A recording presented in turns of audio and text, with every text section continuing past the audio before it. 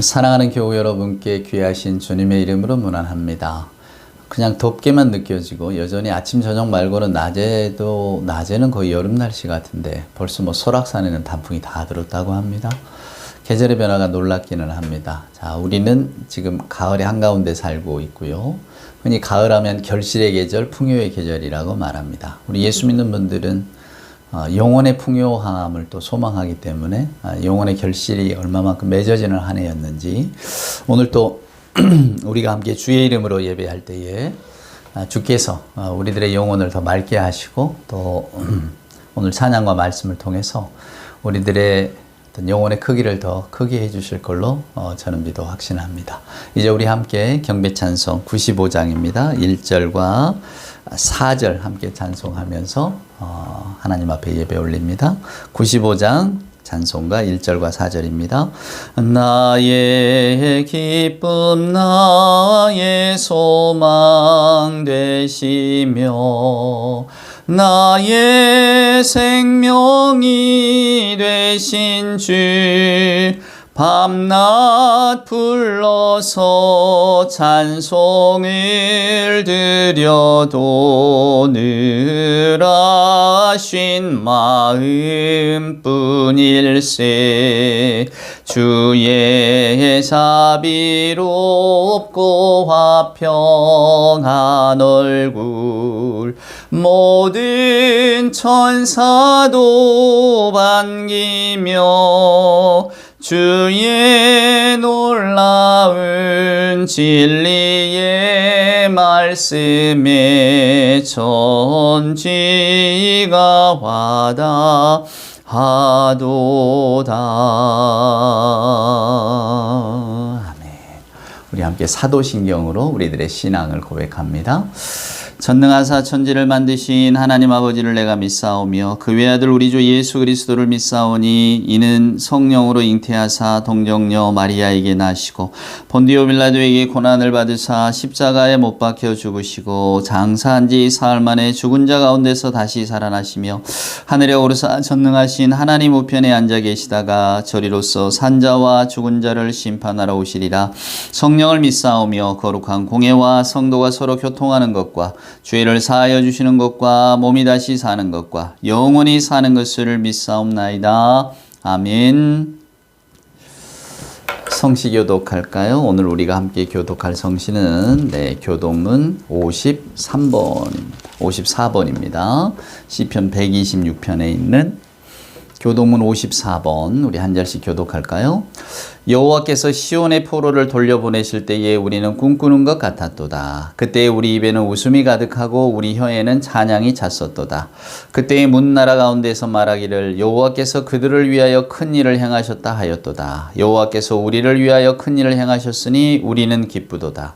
여호와여 우리의 포로를 남방 시내들같이 돌려보내소서. 눈물을 흘리며 씨를 뿌리는 자는 기쁨으로 거두리로다. 울며 씨를 뿌리러 나가는 자는 반드시 기쁨으로 그 곡식단을 가지고 돌아오리로다. 아멘. 오늘 예배 찬송은 찬송가 94장입니다. 아까 우리가 경배 찬송 95장 불렀잖아요. 그 옆에 있는 찬송가 주 예수보다 더 귀한 것은 없네. 오늘 설교 말씀과 연관이 되어져 있는 찬송인데 여러분 너무 잘 아는 찬송이라 함께 찬송합시다. 94장 주 예수보다 더 귀한 것은 없네. 주 예수보다 더 귀한 것은 없네. 이 세상 부귀와 바꿀 수 없네. 영죽은 내 대신 돌아가신 그 놀라운 사랑이 잊지 못해. 세상 즐거움 다 버리고 세상 자랑 다 버렸네. 주 예수보다 더 귀한 것은 없네. 예수 밖에는 없네. 주 예수보다 더 귀한 것은 없네. 이 세상 명예와 바꿀 수 없네. 이전에 즐기던 세상 일도 주 사랑하는 마음 뺏지 못해. 세상 즐거움 놔버리고 세상 자랑 놔버렸네. 주 예수보다 더 귀한 것은 없네. 예수 밖에는 없네. 아멘. 기도합시다. 사랑과 은총으로 함께 하시는 아버지 하나님 감사합니다. 이제 점점 더 깊어가는 가을에 저희 마음의 깊은 곳을 이 예배 중에 살피기를 소망합니다. 아버지 하나님, 깊어가는 가을과 함께 우리의 생각도 우리의 신앙도 우리의 삶의 자리도 더더욱 하나님께로 가까이 다가가는 그러한 삶을 살아갈 수 있도록 주여 도와주시옵소서. 높고 맑은 가을 하늘 하나님 우러르게 하시고 한정 그룹 없는 깨끗하고 가난한 마음 우리에게도 허락하여 주옵기를 간절히 기도합니다. 또 차고 서늘한 가을바람을 느끼면서 저희들의 인생에 가을과 겨울이 있음을 또 기억해 하여 주시옵소서. 쓸쓸하고 외로운 계절에 하나님을 사모하는 마음의 너그러움과 따뜻함을 찾아서 우리들 마음의 신앙의 깊이도 더 깊게 헤아리게 하시고 우리 주변의 생을 돌아보는 주변 사람들의 삶도 함께 고민하고 살피는 그러한 자로서의 삶을 살아갈 수 있도록 하나님 도와주시옵소서. 오늘도 주 예수 그리스도의 이름으로 기도하고 또 예배합니다. 하나님, 예수를 그리스도로 믿고 고백하고 또 예수의 뒤를 따라 그리스도인의 생활을 한다는 그 참뜻이 무엇인지 오늘 이 시간 한 번 더 헤아리게 하시고 그 주님이 기뻐하시는 또 주님과 동행하는 삶을 살아갈 수 있는 생의 용기가 우리 모두에게 있도록 주께서 축복하여 주시옵소서. 아버지 하나님, 옳고 바른 신앙의 길, 또 험하고 어렵고 외로운 십자가의 길, 많은 사람들이 따르기를 두려워하고 차마 걷기조차 나서기 힘들어하는 그 길, 하나님, 그러나 저희들은 참된 신앙의 길을 찾아 용기 있게 떠나가는 사람들이 되게 하시고 그 길의 여정 가운데 하나님께서 저희들의 신앙도 키워주시고 또 우리들의 인격도 성숙할 수 있도록 주여 도와주시옵소서. 저희들이 살아가고 있는 사회와 세상, 국가 또 온 지구가 편치 않습니다. 하나님, 모두에게 평화가 찾아 깃들어질 수 있도록 주께서 도와주시고 또 이 땅에 발딛고 사는 저희들도 평화를 위해 애쓰는 그런 자로서 살아갈 수 있도록 주여 축복하여 주시옵소서. 이 시간 주의 말씀을 기다리는 심령마다 목마른 대지에 내리는 그 비의 갈급함보다도 저희들의 영혼의 갈급함이 더 심하게 하시고 주님의 말씀을 마음밭에 받을 때에 하나님, 이 말씀의 씨앗을 잘 간직하며 그 씨앗이 꼭 내 안에서 싹터 오를 수 있도록 우리의 심령을 살필 줄 아는 저희들이 되게 하여 주옵소서. 이 모든 말씀 우리 구주 예수님의 귀하신 이름으로 간절히 기도드리옵나이다. 아멘. 오늘 우리에게 주시는 하나님의 말씀, 우리가 계속 십계명을 지난주에 읽었는데요. 오늘 출애굽기 20장 그 다음 구절 한번 보실까요? 십계명 4절입니다. 출애굽기 20장 4절. 너를 위하여 새긴 우상을 만들지 말고 또 위로 하늘에 있는 것이나 아래로 땅에 있는 것이나 땅 아래 물속에 있는 것의 어떤 형상도 만들지 말며 그것들에게 절하지 말며 그것들을 섬기지 말라. 내 하나님 여호와는 질투하시는 하나님인즉 나를 미워하는 자의 죄를 갚되 아버지로부터 아들에게로 3, 4대까지 이르게 하거니와 나를 사랑하고 내 계명을 지키는 자에게는 1000대까지 은혜를 베푸느니라. 아멘. 네. 오늘 생각해 볼 문제는 두 가지입니다. 너를 위하여 새긴 우상을 만들지 말고. 여러분 우상 숭배 하시나요? 아마 우상 숭배 하는 분은 거의 없을 줄 압니다. 요즘 누가 이렇게 고개를 넘어가면 마을 어귀에 있는 그 나무에 절을 하며 뭐 정한수를 떠놓고 빌거나 뭐 이러지는 않죠. 그래서 우리는 대부분 우상, 색인 우상 만들지 말라. 이 색인 우상이라는 게 페셀이라는 히브리어 단어인데 말 그대로 형상을 만드는 겁니다. 네, 어떤 돌이나 나무나 흙을 빚어서 우리가 눈에 보이는 형상으로 만들어내는 거예요. 근데 여러분 오늘 이 하나님의 말씀, 즉 십계명의 본질은 뭐냐면 색인 우상을 만들지 말라 이게 아닙니다. 여기 마지막에 보면 4절 마지막에 보면 땅 아래 물속에 있는 어떤 형상도 만들지 말고 그것들에게 절하지 말고 그것들을 섬기지 말라 이겁니다.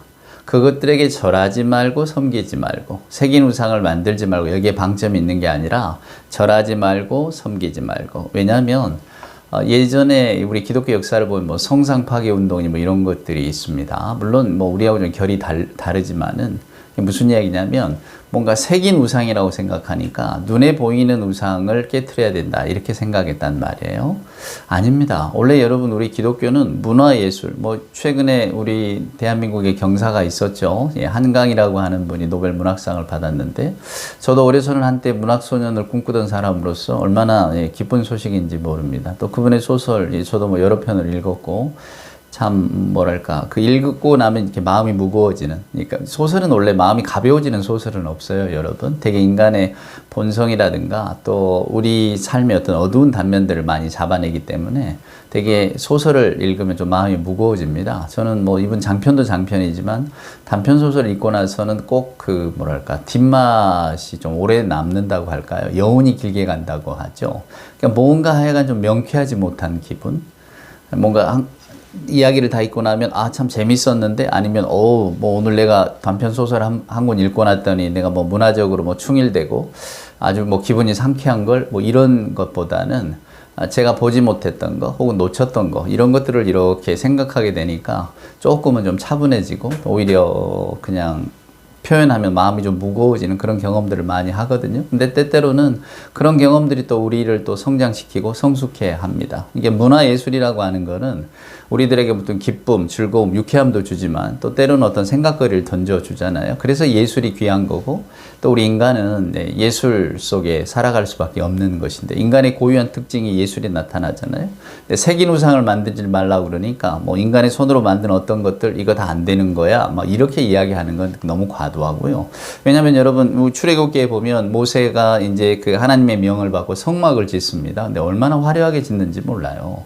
그 손재주라든가 뭐 일일이 다 이렇게 재료들 다 이렇게 하는 거 보면 야 이게 문화적 소양이 굉장히 뛰어나고 또 실제적으로 이게 완성된 걸 보았을 때 어떤 그 화려함이라든가 정교함, 아름다움이 참 크겠구나 그런 생각을 갖습니다. 그러니까 여러분들도 뭐 문화예술을 향유하는 것이 마치 무슨 내가 기독교인으로서 그게 마땅한가 이런 생각은 안 하셔도 되고요. 그냥 문화예술을 마음껏 향유하시고 또 인간에게 그런 문화적인 재질을 주신다 하나님을 찬양하시면 됩니다. 그래서 음악도 많이 들으시고 미술도 많이 보시고 또 뭐죠? 문학작품 혹은 뭐 영화, 드라마 이런 인간이 하여간 만들 수 있는 인간이 상상할 수 있는 것으로 만들어내는 모든 소위 말해서 예술이라고 불리는 것들은 여러분 마음껏 향유하셔도 됩니다. 자, 그래서 오늘 이야기는 이겁니다.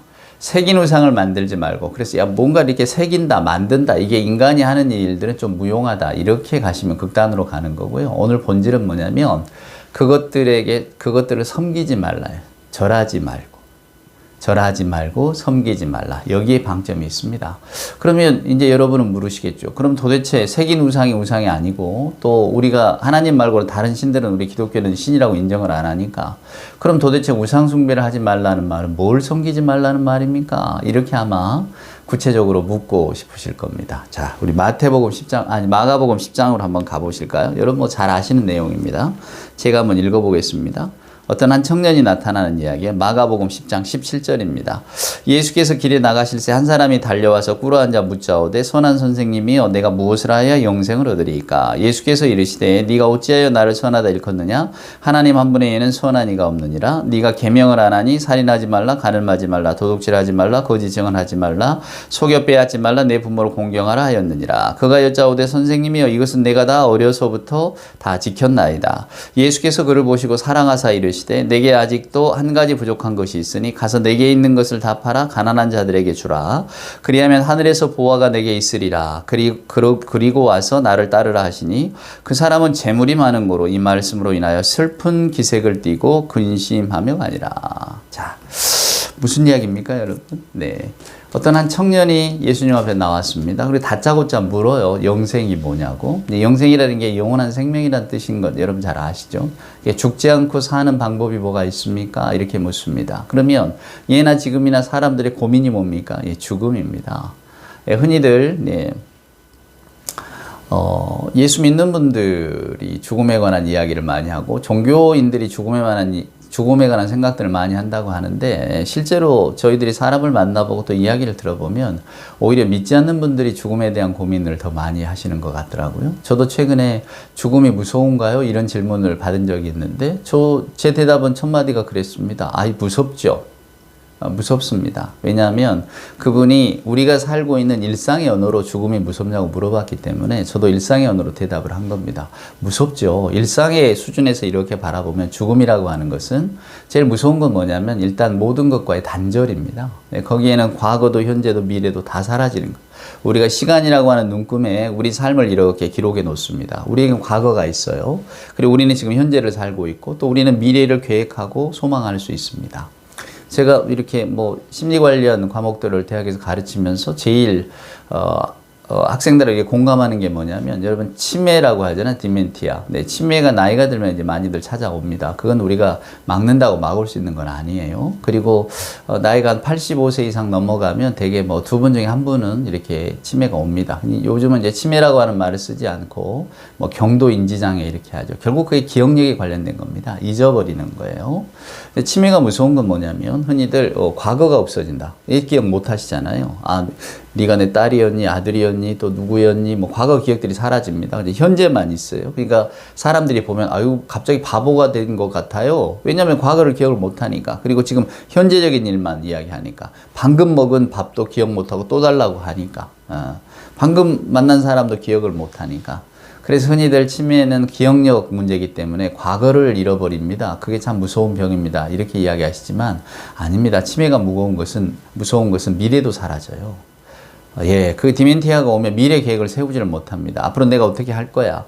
나는 내 후손들 어떻게 할 거야? 이런 계획이 없어지잖아요. 오로지 지금 살고 있는 요 순간만 있기 때문에 그 병이 무서운 겁니다. 과거도 없어지고 미래도 없어지고. 그래서 이렇게 그림을 그리면 나무 그림을 그리면 뿌리도 없고 위에 이파리도 없고 그냥 줄기만 있는 거예요.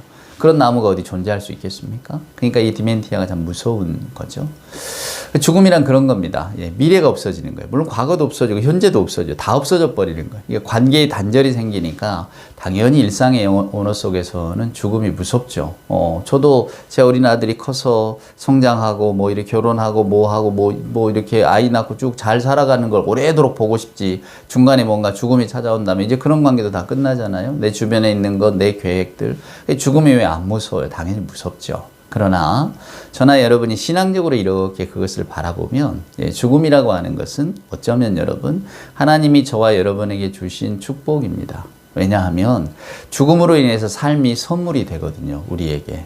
그러니까 그것이 기독교 신앙인 겁니다. 그래서 기독교인은 하나님이 내게 주신 생애의 어떤 모든 순간들이 다 선물이기 때문에 기쁨으로 받고 그리고 그 선물의 시기가 끝나면 우리 감사함으로 또 떠나가는 것. 이게 이제 우리 신앙인 거예요.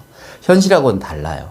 그러니까 이제 뭔가 현실에서 많이 누리는 분들이 가지고 있는 어떤 그 안타까움이 있죠. 내가 이 좋은 걸 두고 떠나다니. 요런 생각 때문에 인생이 오히려 더 허무하게 느껴지잖아요. 그러니까 막상 하나님을 모르거나 신앙이 없는 분들은 이런 이야기 합니다. 어차피 한 번 사는 생이고 어차피 우리가 죽어야 할 거라면 지금 이 순간을 먹고 마시고 즐기자.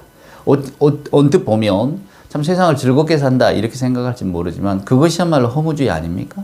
죽으면 다 끝나버리니까 지금 이 순간만 있는 거니까 이 순간을 잘 즐기자. 여러분 그 삶이 어찌 허무하지 않겠습니까? 그래서 저는 그렇게 생각합니다.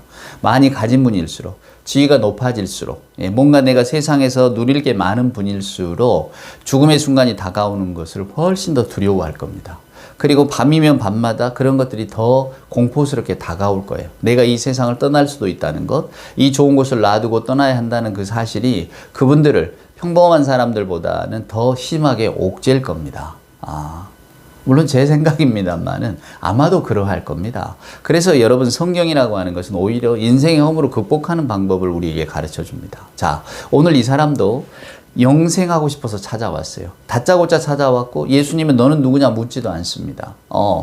영생을 묻기 때문에 예수께서 그에게 답을 하는 겁니다. 근데 이 답이라고 하는 게 십계명이잖아요. 근데 이 십계명 가운데도 앞에 하나님 관련 부분은 말씀하지 않고 뒤에 사람과의 관계만 이야기하세요. 사람과 사람과의 관계를 너는 잘 맺고 살았느냐? 이걸 묻습니다. 그러니까 이제 이 사람이 그쵸, 잘 맺었죠. 이렇게 이야기하는 거예요. 그래서 예수님께서 한 가지 질문을 다시 묻고 계시는 겁니다. 그 질문이 여러분 뭡니까? 네가 가진 거, 너 가진 것 있구나. 그거 팔아서 와라. 그러면 된다. 무슨 말일까요? 우리는 이게 물질의 문제군요. 이렇게 생각합니다. 그리고 그걸 통해서 많이 이야기를 합니다. 맞습니다. 우리 예수님도 탐심이 곧 우상숭배다 이런 말씀을 하셨어요. 여러분 뭐 좋아하시는 분도 있고 싫어하는 분도 있겠지만 칼 막스라고 하는 분이 있습니다. 이분이 원래 유태인이잖아요.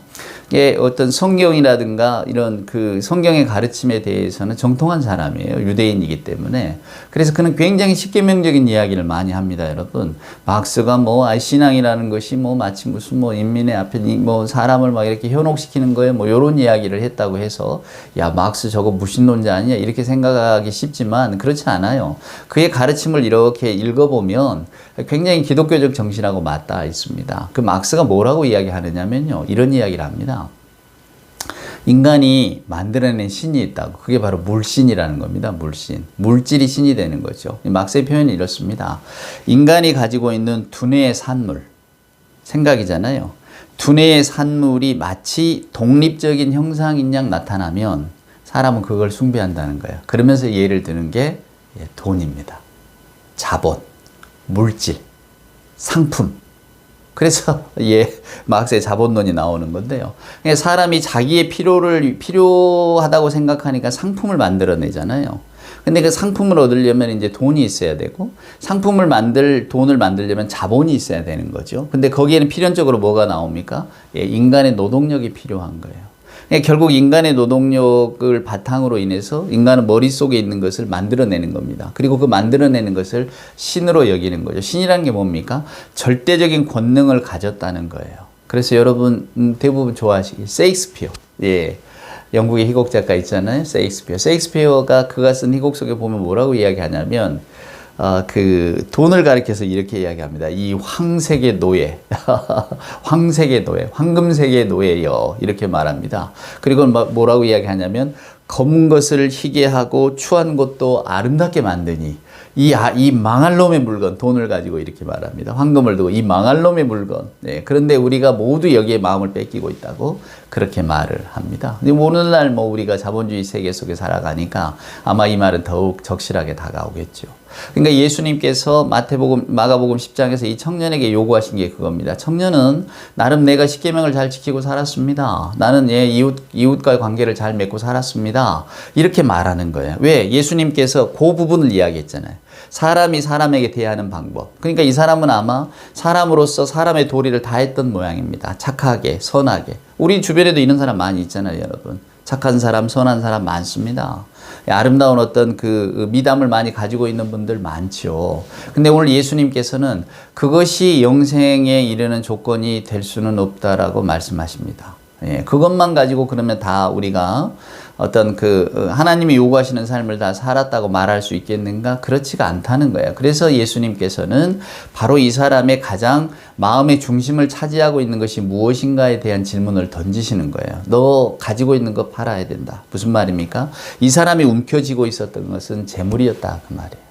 그러니까 여러분이 재물이라고 하는 것은 여러분들이 어떻게 벌고 어떻게 쓰든지 성경은 나와 있지 않습니다. 옛적에는 깨끗한 부자가 됩시다. 돈을 깨끗하게 벌어서 그 돈 아름답게 쓰면 될 것 아닙니까? 이렇게 이야기합니다.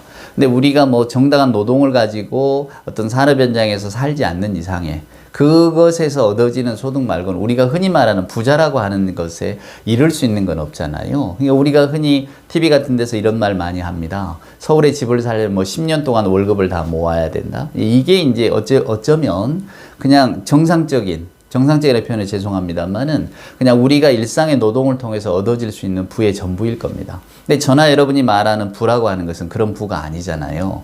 무슨 뭐 10년 일해서 모아서 뭐 집을 한 채 샀네, 뭐 20년 해서 나는 집, 차 뭐 이 정도 가지고 있는데 이렇다고 해서 우리가 그분을 부자라고 안 하거든요. 그냥 그분은 그냥 평범한 중산층 그냥 사는 분이다 이렇게 이야기하죠. 그죠? 저나 여러분이 부자라고 하는 건 뭡니까? 정말로 말할 수 없는 부, 뭐 3, 4대가 일을 하나도 하지 않아도 그냥 먹고 살 수 있을 만한 그런 재산을 가진 사람을 들어서 우리가 부라고 말하지 않습니까?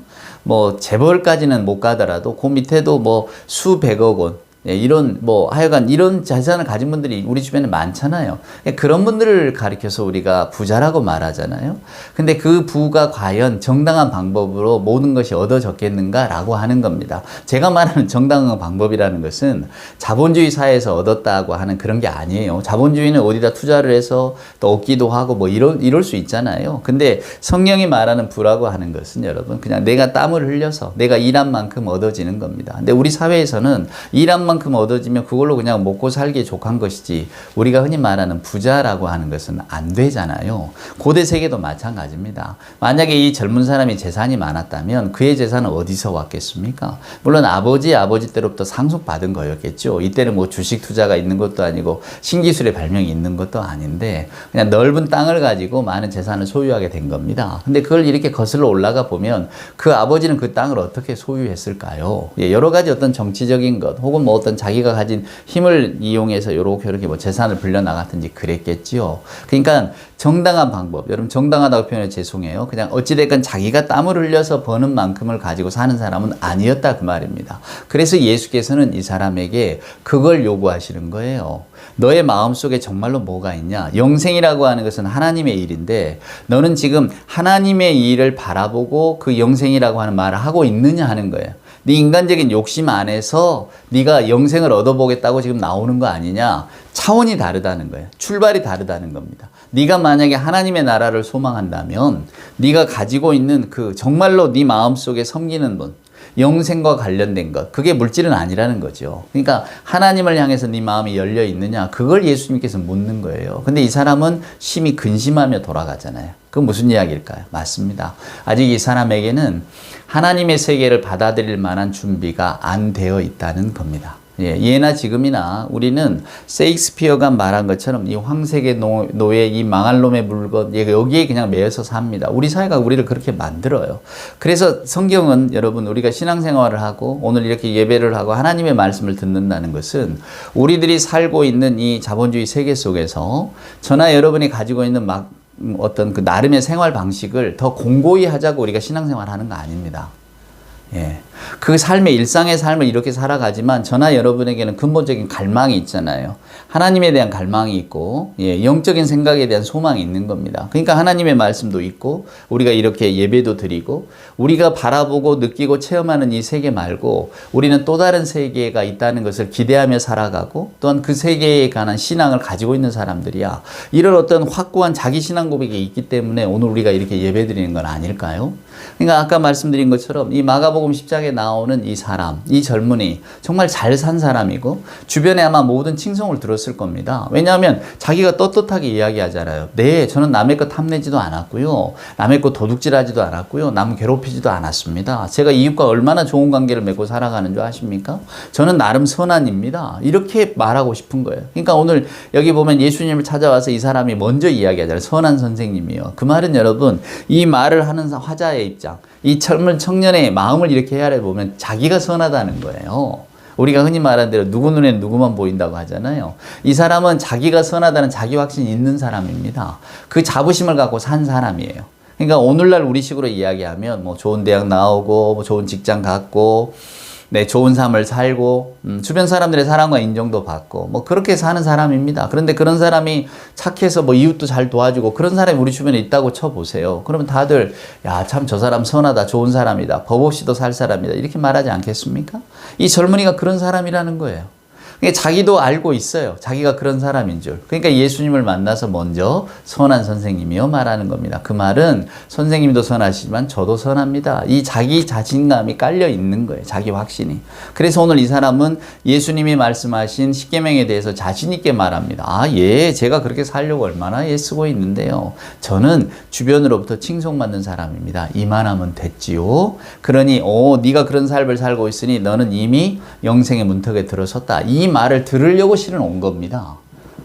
온 거예요. 예. 자기가 물론 사는 삶이 나는 이 좋은 삶이 계속됐으면 좋겠다 소망도 있지만 내가 이만하면 잘 살고 있다는 칭찬, 사랑과 인정을 한 번 더 확인하려고 예수님 앞에 이렇게 와서 엎드리고 그걸 물었는데 오히려 예수님께서는 이 사람 마음 가장 깊은 곳에 있는 것을 건드리십니다. 네가 정말로 하나님의 세계, 영적인 세계를 인정하고 살아가느냐 하는 거예요. 그래서 이 사람이 탁 부딪히잖아요. 아, 그렇구나. 나는 내 인생에 기대해 왔었구나. 내 인생의 평판, 내 인생의 평안함, 주변 사람들이 사랑과 칭찬과 인정을 해주는 그 재미에 내가 지금 살고 있었구나. 그런데 그 재미를 뺏어간다고 안 되지. 나는 이 삶이 여전히 좋은 걸 이렇게 나오는 겁니다. 그 삶을 지탱하는 게 이 사람에게는 가장 큰 자신감이 물질에서 나오는 것이었기 때문에 그걸 포기하라는 것을 그만두지 못하는 거예요. 오늘날 사는 우리도 마찬가지입니다. 자본주의 세계에 살면서 제가 여러분에게 부자들 생각 마세요. 성경은 부자가 별로 좋지 않다고 말합니다. 이렇게 이야기하면 여러분이 아멘 하시겠습니까? 가난하게 사는 게 좋아요. 성경에도 가난한 자가 복이 있다고 말했잖아요. 이렇게 말을 할 때 여러분 성경에 나와 있다면 고개는 끄덕이시겠지만 마음속으로는 뭐라고 하시겠습니까? 저는 성경에 나온 복은 안 받아도 좋으니 부자로 좀 살아보고 싶어요. 이러지 않겠습니까? 우리 인간의 욕망은 다 거기서 거기입니다. 오늘 이 본문의 말씀은 물질을 버려야 내가 하나님께로 더 가까이 간다 이렇게 해석하지 마시고요. 오늘 성경이 말합니다. 그것에게 절하지 말라고, 섬기지도 말라고. 그럴 때에 오늘 우리가 지금 살아가고 있는 이 세상 속에서 반드시 우리 생을 위해서 필요하다고 생각되어지는 어떤 물질적인 것들, 이런 것들에 우리가 너무 마음을 많이 뺏기고 사는 건 아닌가, 이 생각을 한번 해보시라는 겁니다. 우리는 정말로 하나님께 맞닿아 있는 사람인가? 내가 하나님의 세계, 정말로 다 오실 주님을 기다리며 사는 사람일까? 나도 이 세상 속에 살다 보니까 이 세상은 전부라고 생각하지는 않을까?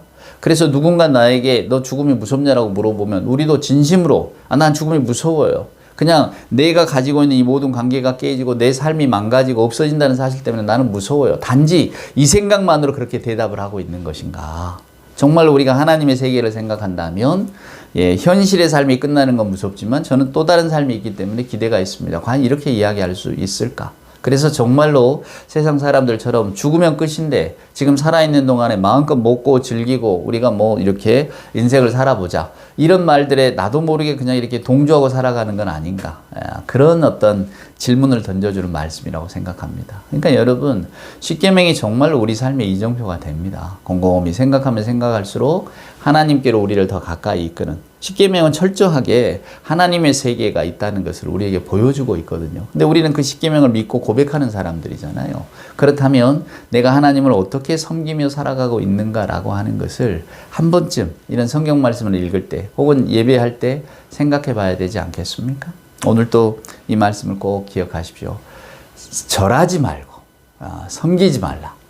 새긴 우상이 아니에요. 절하지 말고 섬기지 말라고 하셨는데 내가 절하고 섬기는 대상이 과연 뭘까? 내 눈에 보이는 것, 내 손에 잡히는 것, 내 일상의 삶을 지탱하는 것, 혹은 내가 여기에 너무 많이 마음을 빼앗기고 있는 건 아닌가? 우리에게는 분명한 성경이 말한 하나님의 세계가 있는데, 이런 생각을 하면 할수록 아마도 우리는 조금은 더 자유로운 그리스도인이 되지 않을까 생각합니다. 그리고 정말 주님과 더불어서 하나님께 더 가까이 가는 예수 믿는 분들이 될 거라고 저는 확신합니다. 우리 모두 예수님께 더 가까이 다가가기를, 하나님께 더 가까이 다가가는 발걸음을 매일매일 일상의 삶 속에서 또 생각 속에서 내딛는 우리 모두가 될 수 있기를 주님의 이름으로 축원을 드립니다. 기도합시다. 이제는 우리 구주 예수 그리스도 크신 은혜와 아버지 하나님의 만극하신 사랑하심과 자비하신 성령님의 함께하심이 오늘 또 우리에게 주신 말씀을 깊이 생각하면서 이 말씀이 내 삶의 어떤 부분을 바꿀까를 고민하며 또 기도 제목으로 삼는 예비하는 모든 하나님의 자녀들 머리머리 위에와 저들의 생각과 삶 위에 저들의 생의 형편들 위에 간절한 기도 제목 위에 우리 주님 사랑하시는 복된 교회 위에 이제로부터 영원 무궁토록 함께하여 주옵기를 간절히 축원하옵나이다. 아멘.